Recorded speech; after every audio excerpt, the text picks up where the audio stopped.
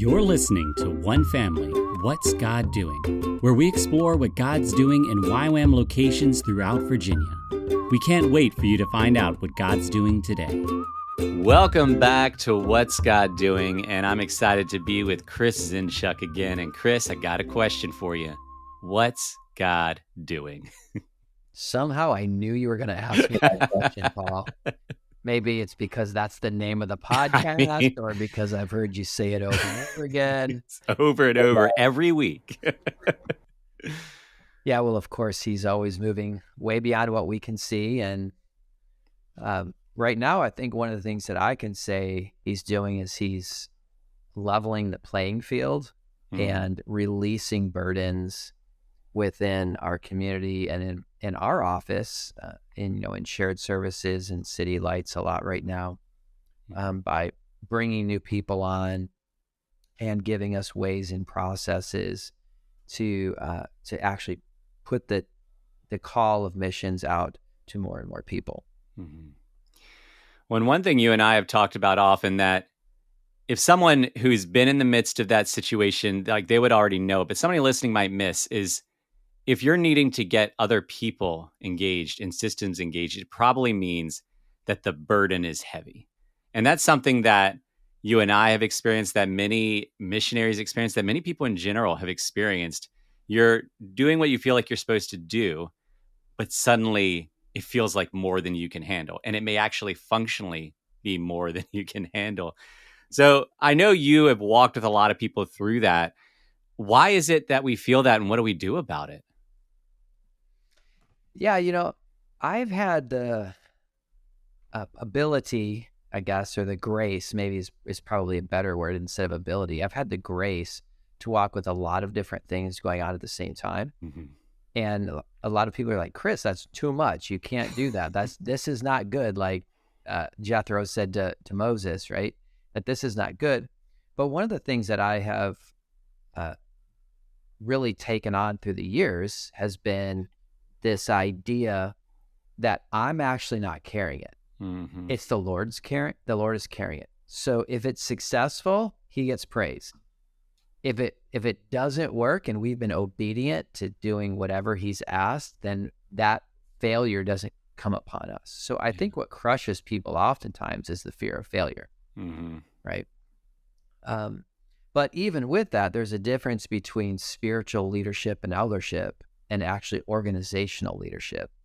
I think it's easy for us to go and look at leaders that we admire and say, wow, they're an incredible leader. Mm-hmm.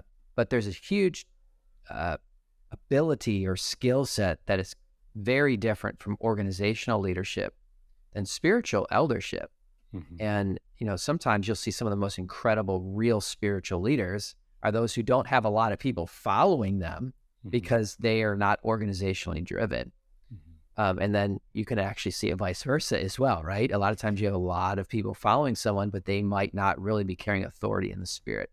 And so as ministry leaders, we really want to know how the Lord wants to merge those two together into our calling. And the Lord calls some people to lead a few people, to lead tens or hundreds or thousands, or maybe just your household, which is in itself an extraordinary calling. Like my wife, I mean, she works so hard to serve our children. Yeah. When you said something really important that we aren't always quick to recognize, is that when we are struggling, when we feel like the burden is too heavy, there's two things happening usually. One is it's a fear of failure. And scripture says that we haven't been given a spirit of fear. So anytime we're operating out of fear, it's going to get us out of alignment. But the other thing that you said is, who is it all for and about? And through whom is it? Is it for us and our own power for us? Or is it for God through His power? Because that's the other thing that scripture shows us is often people were called into spaces that were too much for them, that in their own strength they couldn't have done, and yet God could. And when they were willing to step where God invited them to step and were willing to release the fear, things could happen that in and of themselves they couldn't do. But the other thing, you referenced Jethro and Moses, and in that Exodus 18 passage, Moses has been doing too much. He solo has been trying to take care of all the judgments and going through all the situations that the people would bring, issues that they had, disagreements they had. He was sitting at the gate and going through all of it. And Jethro's like, it's too much.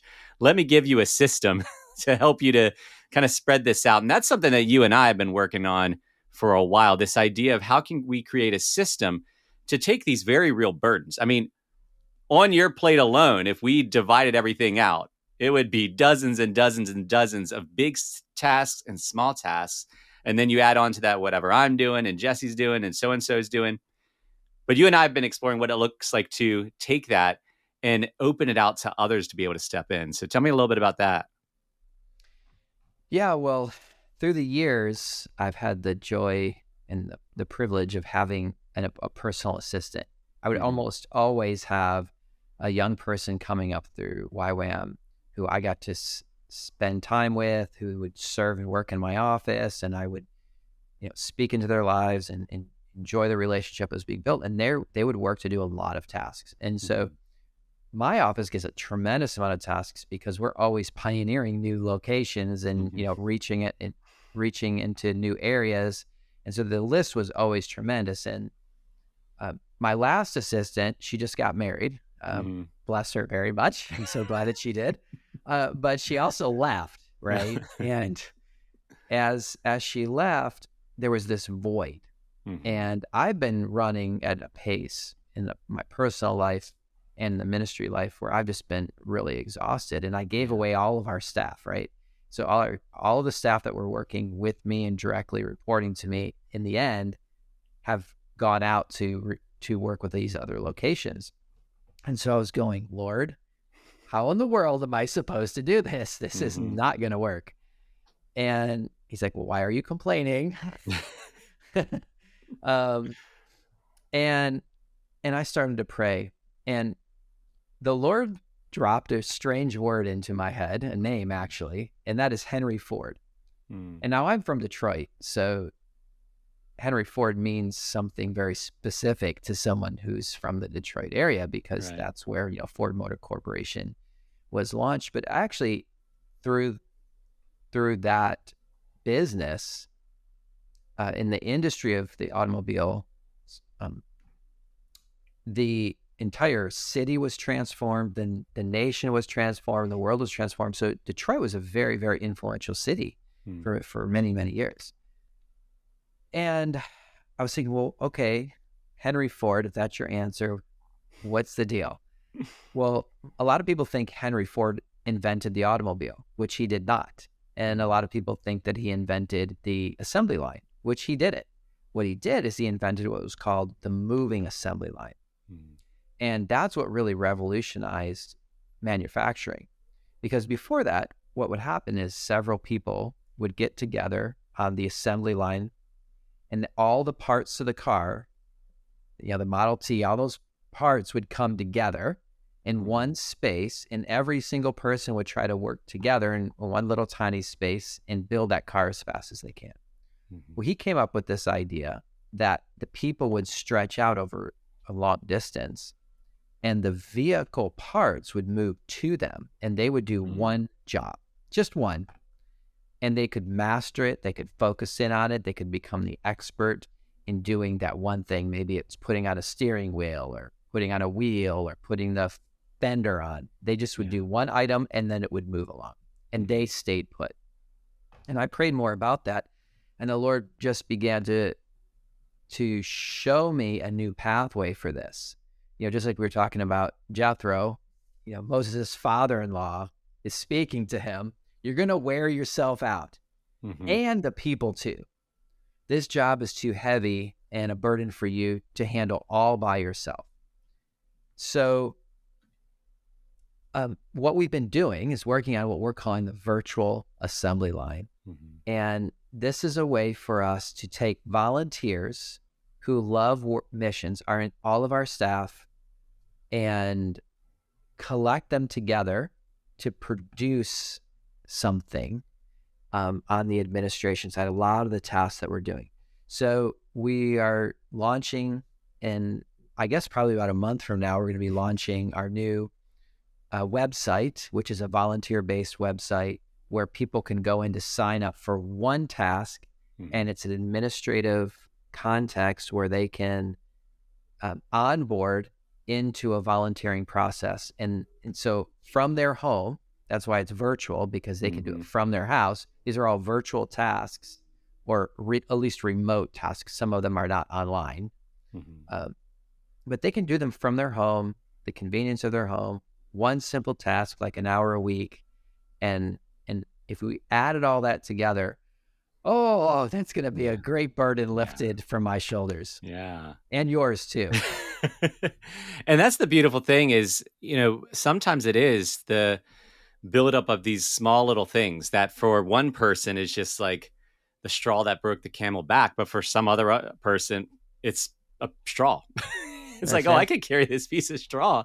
And that's what we're talking about is people are able to come alongside and help to do this important work, because wherever they are with however much time they have, there is something that they can do that is within their skill set and within their capacity. So let's say somebody's listening and they're like, I like the idea of this and I want to be a part of this. How can people come alongside this virtual assembly line? Yeah, well, very soon you're going to be able to go to ywamva.org or actually any of our location websites. And we'll have the portal set up there. And you just click on the volunteer portal and you can see the menu of all the different things that you can serve world missions from your home. Maybe you like to do SEO, you're a computer guy. Maybe you love hospitality and you like to write thank you letters, Yeah. Maybe you like paperwork and you want to be someone who is filing and organizing, or maybe like copywriting, Yeah. I know we've got a lot going on with AI and a lot of things are changing there, but people who actually like to write. So the idea is these would all be tasks that you can do in your home, and you can just literally go onto the website, see the menu, and volunteer to do something on your own pace, your own time, in your own home to support the Great Commission. Yeah. And what's so beautiful, and I just want to reiterate this again, is somebody could end up feeling like, I'm just doing this small thing. I'm only contributing that 1 hour, a week or 1 hour a month. But again, those small things, you get enough people doing them and it's huge. And the gift that ends up being to the staff, to the communities that we serve, is going to be so beautiful. So I'm excited to see how this plays out. And I'm excited that it's even going to be a global thing, that geography isn't going to limit the ability for someone to come alongside this work. And I'll just point that out. We just had a Zoom call yesterday. And it was a small group of us, but there were 12 or 13 people on the call. We had 7 nations represented on that one call. Wow. So people, like, they were in those different countries, and I was just so excited, this is an incredible way for us to meet together and collaborate for our King Jesus. In very natural ways in our own places. And I believe it for 50 nations in all 50 states. Yeah. Yep. And this makes it accessible. I think this is an easy entry point for folks from all over. Well, we've shared the reference in Exodus 18 a few times, but why don't you, as we close out, just share a couple of those verses again, just to really drive it in. So this is from Exodus 18. And Moses, the context is he had been sitting down and judging all the people, right? And he had been hearing all of these things. And his father-in-law comes with him and says, this is not good. This is not good. You're going to wear yourself out and the people too. This job is too heavy a burden for you to handle all by yourself. Now listen to me. And let me give you a word of advice, and may God be with you. You should continue to be the people's representative before God, bringing their disputes to him. Teach them God's decrees and give them his instructions. Show them how to conduct their lives, and select from all the people some capable, honest men who fear God and hate bribes. and appoint them as leaders over groups. Yeah. So I'll stop there. So Moses's virtual assembly line. Well, Jethro's. I love it though. Well, thank you so much. You really do so much, but I thank you for being attentive to God, willing to ask God, all right, God, what should we do about this? And if he throws something random out like Henry Ford, I thank you for your willingness to press into that more instead of shrugging it off. Because I do think God's brought about something that's going to be a really beautiful thing to see fleshed out. So thank you for that. And thank all of you for listening, and not just for listening, but for walking with us as we together as one family explore what it means to know God and make him known. If you'd like to learn more about what God's doing in Virginia, visit us at ywamva.org and join us next week for more stories of God at work.